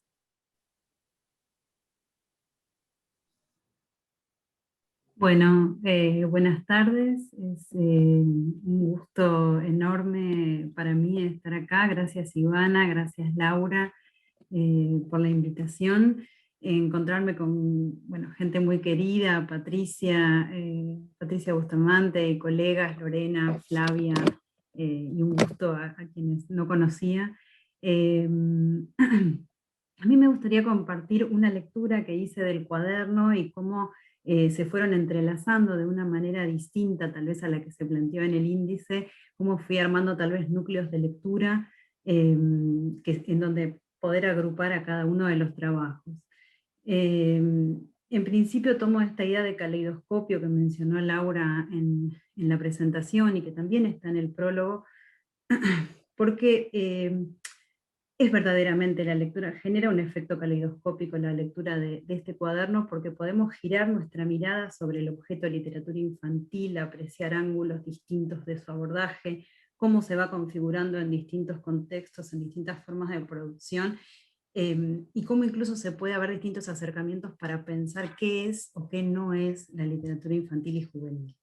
Y considero muy importante, considero que este cuaderno es un aporte muy importante al estudio de la literatura para las infancias, porque la mirada puesta en las mediaciones editoriales y las mediaciones que suponen las políticas públicas hacen ingresar a la investigación literaria las cuestiones políticas, sociales y económicas, no para considerarlas como un contexto, como si fueran un telón de fondo en donde emerge la obra literaria, sino como factores que forman parte ineludible de la manera en que las personas, en este caso las infancias, acceden o no a los bienes culturales, de qué manera se los invita y a partir de qué concepciones sobre ellos los adultos arman toda la cadena de producción, distribución y lectura. Entonces a mí se me ocurrían, se me formaban en realidad cuando iba leyendo 4 grandes núcleos de trabajo que también seguramente tienen que ver con mis propias obsesiones sobre el objeto. El primero asociado a la materialidad, ¿no? Como muy ligado a la producción editorial. El segundo vinculado al acceso o a la accesibilidad, por un lado en términos editoriales y de producción editorial, y por otro lado en términos de políticas públicas. Y luego se me armaban 2 zonas vinculadas a los receptores, ¿no? En este caso muy atravesados por internet y por las redes sociales, y otra gran recepción que son los académicos o los investigadores, nuestras propias lecturas, ¿no? Nosotros como lectores de esta literatura. Entonces, en el primer punto, en torno a la materialidad, ¿no? El trabajo de Carolina Tosi, la pregunta sobre si es posible hablar de literatura sin hacer referencia a su materialidad específica, la conclusión de que no lo es. Ella justamente se centra en los formatos, en cómo los formatos contribuyen a formar trayectorias lectoras y memorias lectoras, ¿no? Lorena Camponovo, cuando exponía su trabajo, su estudio comparativo de las ediciones de Dr. Jekyll y Mr. Hyde, las huellas, ¿no? Las decisiones editoriales que dejan huella, que generan para textos, para que conciben ahí mismo a un lector joven, iban en este mismo sentido que abre el artículo de Carolina. Y me parecía muy interesante cómo Lorena llamaba la atención sobre la ilustración en los libros ilustrados de la colección La Nación, del diario La Nación. Cómo hay ahí otra idea, la ilustración tan presente y reconocida en la literatura infantil y tal vez más soslayada en la literatura juvenil, ¿no? Quienes consideramos que la ilustración es parte constitutiva de la literatura infantil, obviamente entroncamos con el trabajo de Flavia Krause, que recién lo presentó, y que me parece importante cómo ella vincula la ilustración con el campo artístico, ¿no? O sea, la ilustración que por su carácter industrial, por su vinculación con lo masivo, es a veces no, o ha sido dejado de lado por parte de los estudios sobre el arte, ¿no? En el caso de Ajax Barnes, de Vladimir Lebedev y de otras tantas producciones donde es posible ver esta idea a caballo, ¿no? Esta práctica artística, pero a la vez masiva y a la vez industrial.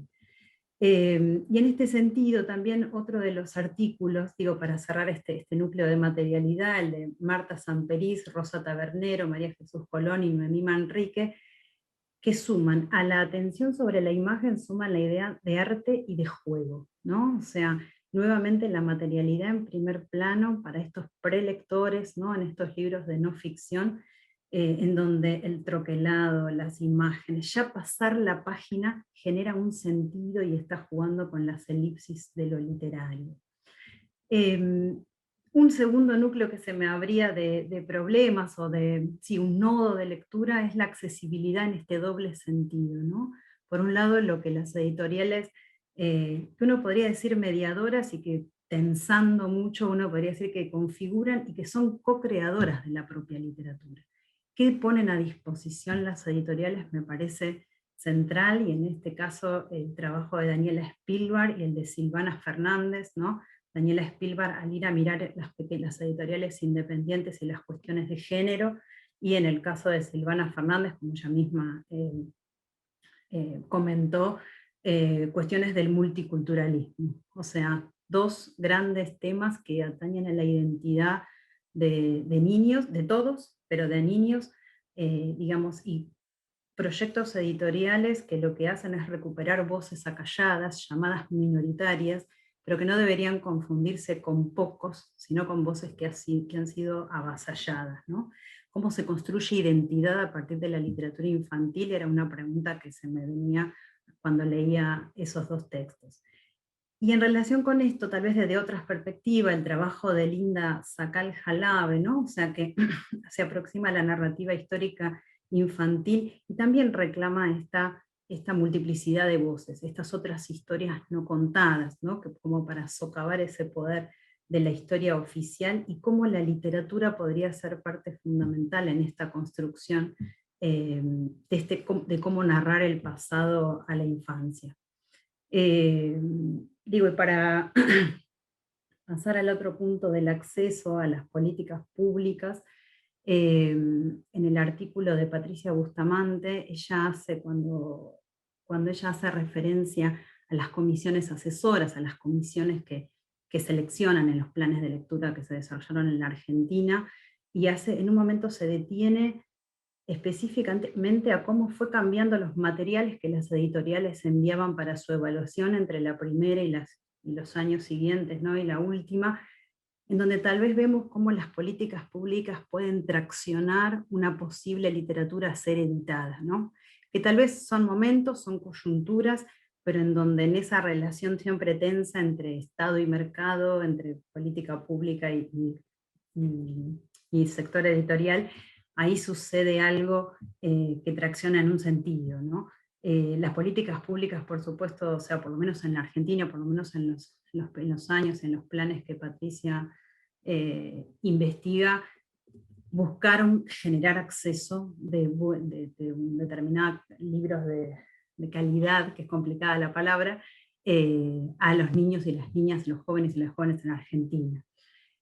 Por supuesto, también traía en relación a esto el artículo de Laura García, cuando hace foco en la necesidad de revisar la formación literaria del docente en las políticas públicas de lectura, y acá el diálogo con el artículo de Patricia es muy estrecho, ¿no? Porque Patricia dice, por supuesto, no es el acceso, la disponibilidad de libros no necesariamente es la lectura por parte de los jóvenes y los niños, ¿no? O sea, es necesario el acompañamiento con instancias de formación para docentes y para las instituciones. Y entonces, de tanto pensar jóvenes, niños, pasamos a las recepciones, ¿no? A ese otro extremo en donde hay ahí niños y jóvenes, niñas y jóvenes leyendo, en este caso a partir de las redes sociales.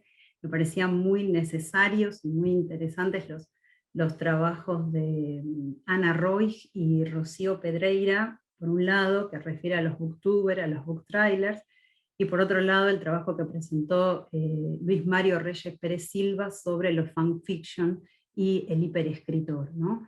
Si bien son fenómenos distintos, diferenciados, ambos transcurren en Internet, se manifiestan en Internet, en las redes sociales, y toman como centro la lectura, ¿no? O sea, Luis hace mucho hincapié en que lo que da inicio a toda la escritura de fanfiction, a toda la escritura, a este hiperescritor, es la lectura como inicio.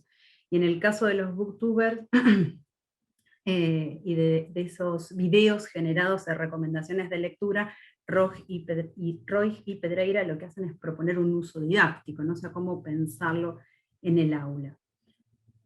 Y en este vínculo, el trabajo de Nathalie Haras, es una frase que dice: las editoriales no están donde están sus lectores. Hace un estudio sobre las editoriales en las redes sociales, y justamente en este lugar de YouTube, en este lugar donde suceden tantas lecturas por parte de jóvenes, ahí es donde menos presencia editorial tiene, lo cual nos trae también como un llamado de atención acerca de que en este doble destinatario que tiene esta literatura, parece que hay una inclinación por el destinatario adulto, ¿no? En este sentido. Y por último quería hacer referencia al trabajo de Dalina Flores Hilerio y al de Arnulfo Uriel de Santiago Gómez, que aquí ya lo presentó, porque nos permiten volver la mirada hacia nosotros mismos, ¿no? Y hacia nuestro lugar como investigadores y como investigadoras de la LIG. En el caso de Flores Hilerio, que traza un mapa, ¿no? El mapa de instituciones, de académicas y académicos que generan espacios de reflexión, de estudio, de investigación, categorías, marcos interpretativos, y que permiten visibilizar, por un lado, el camino recorrido, y por otro lado, los espacios que son necesarios de ser abiertos. Y por su parte, la investigación de Santiago Gómez, ¿no? Que a partir de los libros religiosos para las infancias, lo que evidencia es la pugna de discursos en torno a la LIG en el ámbito académico. Su trabajo tensiona los límites de la propia categoría de literatura infantil y juvenil y postula la necesidad de una investigación histórica de esta literatura en México ante posicionamientos que entronizan solo la producción de un pasado cercano y que invisibilizarían numerosas producciones destinadas a la infancia. Para finalizar, no quiero, me estoy extendiendo, recupero lo importante de este cuaderno. Me parece una intervención real y muy potente en el campo de los estudios de la LIG, por recuperar estas dimensiones materiales, políticas e históricas de producción, por volver complejo, por complejizar el objeto, y esta idea interdisciplinaria y de investigadores e investigadoras de distintos países permiten volver a mirar las prácticas y estudios del propio lugar donde uno ahora está habitando. Celebro entonces el cuaderno. Muchas gracias, autores, autoras, coordinadores. Gracias. Muchas gracias, Sabrina, por tu palabra de cierre. Muchísimas gracias a cada uno de los expositores. Mil gracias, Laura, por sumarte conmigo a esta aventura. Esperamos encontrarles quizás en otras producciones, quizás en otros encuentros. No me quiero ir sin agradecer una vez más al decano de la facultad, Óscar Echavarría, que siempre nos da la posibilidad de realizar estos encuentros y apoya la política de publicaciones de los cuadernos, y a Lila y a Celeste, que nos acompañaron durante todo el encuentro.